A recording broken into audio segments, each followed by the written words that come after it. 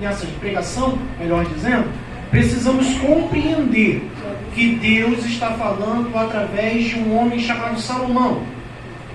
Lemos dois salmos, porque um complementa o outro. Esses salmos estão entre os salmos que são conhecidos como os salmos de romagem, ou salmos de peregrinação. O que significa isso, pastor? São os salmos, que são um total de 14 salmos, se não falha a memória, é isso mesmo, do 120 ao 134. São os 14 salmos considerados salmos de peregrinação. E o que significa isso? Enquanto o povo de Israel estava peregrinando no deserto, de cidade em cidade, esses salmos serviam de canções que eles cantavam enquanto a jornada, a caminhada prosseguia. E a cada passo eles louvavam ao Senhor com esses salmos, para que o Senhor pudesse fortalecê-los, edificá-los mutuamente na vossa fé, sendo encorajado pelas canções inspiradas por Deus, para que eles prosseguissem a caminhada, mesmo diante de inúmeras dificuldades do deserto. Esse salmo de 128, ele é de autoria do sábio Salomão, filho de Davi. O segundo, 128, o segundo salmo que nós lemos, melhor dizendo, o salmo de 128, ele tem uma autoria desconhecida. Alguns estudiosos vão dizer que ele é um salmo de Davi. Outros vão dizer que ele é o salmo de Salomão. Não temos uma autoria conhecida. Por ver a sua inscrição, a sua descrição, a maneira literária da qual as escrituras foi escrito, eu particularmente continuo acreditando que é um salmo de Salomão. Mas nós não temos absoluta certeza sobre isso. Salomão escreveu o Salmo 127. E muito provavelmente, as minhas palavras dizendo, ele também escreveu o Salmo 128. Apesar de ocorrer inúmeros teólogos que não concordam com isso. Tá? O Salmo de 127, versículo 1, agora sim nós vamos entrar aqui, vai falar que se o Senhor não edificar a casa, em vão trabalham aqueles que edificam.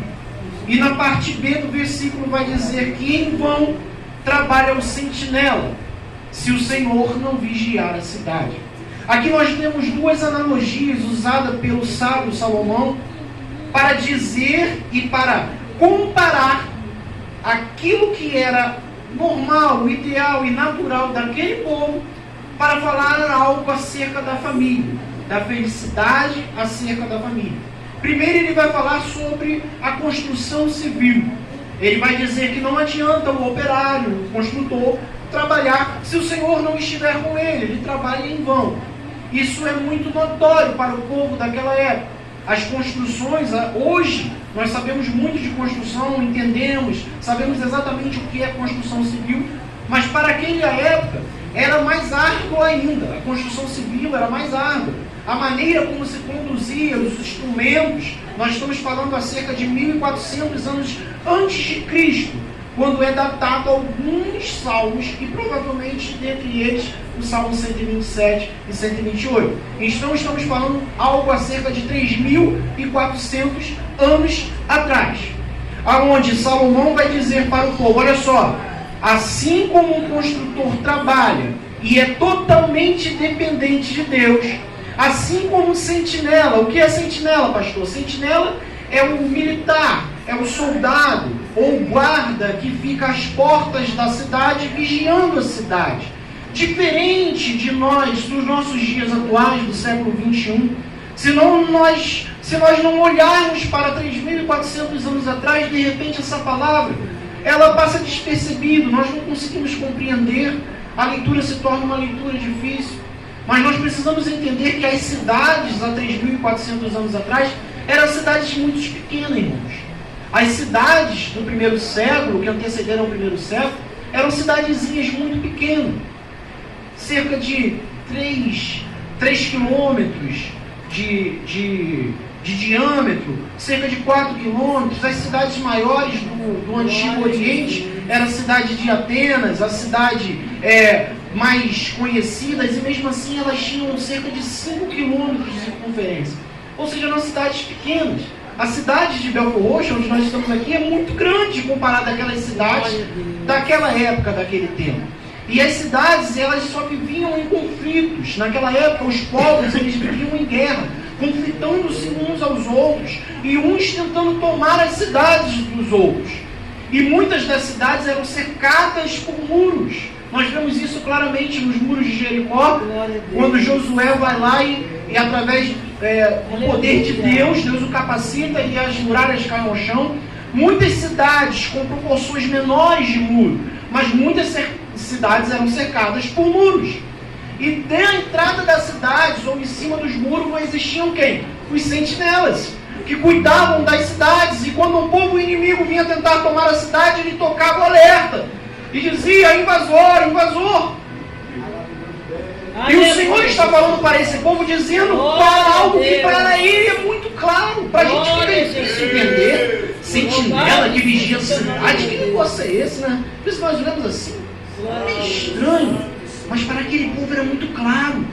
E eles sabiam da dependência, os povos que reconheciam a Deus. Esse salmo foi escrito para os hebreus.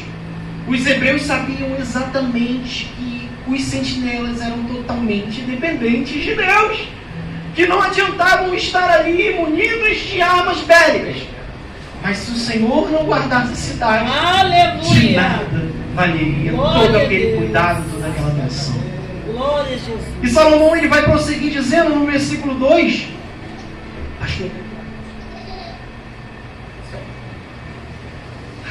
no versículo 2, ele vai prosseguir dizendo: inútil vos será levantar de madrugada, repousar tarde, comer o pão que penosamente granjeais, aos seus amados ele dá enquanto dorme. Os irmãos estão me acompanhando, amém?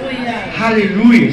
Salomão está dizendo o seguinte, olha só, não vale nada você acordar cedo. Tem uns aqui que acordam muito cedo, não tem?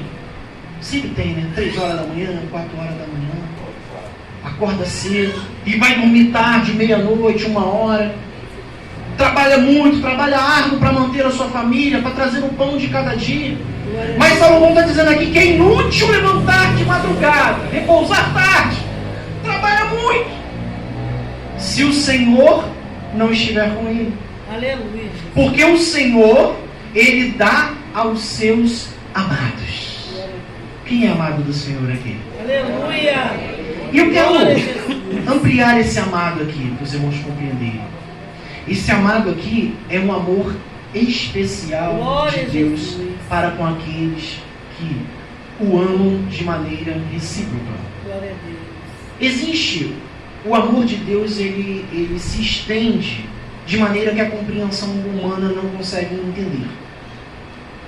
Quando nós chegamos de uma farmácia, nós chegamos lá e olhamos assim, é tudo medicamento, não é verdade? Você olha assim, é tudo medicamento. Mas são todos iguais? Não. Tem um antibiótico, tem um analgésico, tem lá inúmeros outros. Eu não conheço de medicamento. Tem inúmeros medicamentos. A gente pode falar que todos são iguais? Não, mas todos são medicamentos. Deus, ele manifesta o seu amor, apesar de ser um único amor, de maneira diferente para com a sua criatura e para com os seus chamados. Aleluia. O amor que Deus declara em João 3,16, que ele deu o seu Filho unigênito por amor a todo aquele que nele crê, é o amor que ele estende a toda criatura, o que nós chamamos de amor salvífico.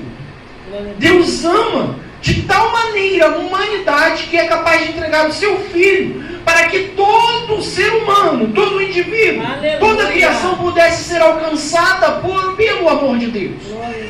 Mas quando nós lemos o versículo 2 do Salmo 127, nós vemos que ele dá algo especial, de maneira especial, a manifestação de um amor que não é um amor salvífico, que ele se estende a toda a criação. Mas aqui ele está falando, Salomão está falando de um amor diferente, de um amor que ele estende àqueles que de fato o amam. Ele cuida, enquanto você está trabalhando, o Senhor está cuidando dos seus, o Senhor está lhe dando sustento, o Senhor está lhe alimentando, o Senhor está cuidando de ti. Isso não é para todos, irmãos. Isso é para aquele que o ama de maneira recíproca. O que quer dizer isso? também. E esse amor recíproco faz com que eu venha gozar de benefícios, de bênçãos sobrenaturais. O Senhor me chamou, o Senhor me ama e eu amo o Senhor. Aleluia! Salomão está dando a certeza de bênçãos extremamente sobrenaturais para aqueles que amam o Senhor. Aleluia! E quem não ama, pastor? Glória a Deus! Quem não ama continua sendo amado por Deus, mas de maneira salvífica. Deus se estende o seu amor para que ele possa reconhecer a sua natureza pecaminosa, se arrepender dos seus pecados e que possam adentrar e ser, como Paulo vai dizer, enxertado na videira que é Cristo. Mas para aqueles que amam algo sobrenatural, para aqueles que Deus ama e que é amado por Deus, algo superior. Salomão, até o versículo 2, o versículo 1 e o versículo 2, ele vai falar sobre como constituir uma família feliz. Glória a Deus. Mas do versículo 3 em diante, ele vai dizer como o Senhor faz desta família uma família feliz. Glória a Deus. Parece ser a mesma coisa, mas não é. No versículo 1 e 2 ele vai dar indícios, características, para que possamos ter uma família feliz. Glória a Deus. No versículo 3, 4 e 5, ele vai dizer da seguinte maneira, olha só, essas são as características de uma família que é amada por Deus. Olha o que ele vai dizer no versículo 3. Herança do Senhor são os filhos, o fruto do ventre seu galardão. Ele vai dizer que herança do Senhor é os filhos. Glória a Deus. Poxa, mas o que tem a ver filho aí com herança e com felicidade, com alegria? Todos nós queremos ser felizes, né, irmãos? Qualquer indivíduo, se você chegar para um mendigo ali na rua e perguntar se ele quer ser feliz, qualquer um quer ser feliz. Todo mundo quer ser feliz. Não existe um indivíduo, por mais insano que ele seja, que ele fala assim, eu não quero ser feliz. Todo mundo almejamos a felicidade. Mas cadê a tal felicidade? E por que tantos sofrem? Se almejamos tanto, será que existe uma receita de bolo? Glória a Deus. Será que existe características especiais? É isso que Salomão está falando. Você quer ser feliz? Salomão vai te dar passos, características, instruções, como uma receita de bolo. Ele vai lá escrever para você, olha só. Primeiro, temer ao Senhor.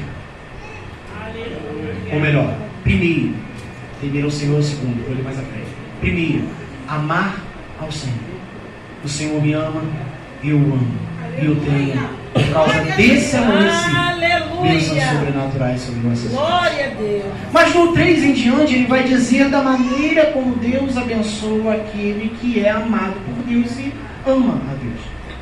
No 3 ele vai dizer que herança do Senhor, ou seja, o que é herança? Presente de Deus são os filhos. Mas por que os filhos? Nós estamos num século onde as famílias, elas querem ter poucos filhos. Meu pai, por exemplo, teve 12 irmãos. Minha mãe teve 8. Ela era a 9ª filha. Ela, na verdade, era a primeira filha. De 9. Famílias grandes. Hoje em dia, a juventude não quer mais ter essa, desculpa a expressão, essa penca de filho. O casalzinho se casa, tem um filhinho. O irmão pergunta assim, e aí? O segundo? Ele, não, estou parando por aí. É mais ou menos assim, né? Mas naquela época, irmão, a cultura era diferente. Há 3.400 anos atrás, a economia daquela sociedade, daquele grupo de pessoas, das nações, elas geravam acerca da agricultura. Olha que diferença para os dias de hoje. E para a agricultura, para o agricultor, a quantidade de filhos era sinônimo de riqueza, você sabia disso?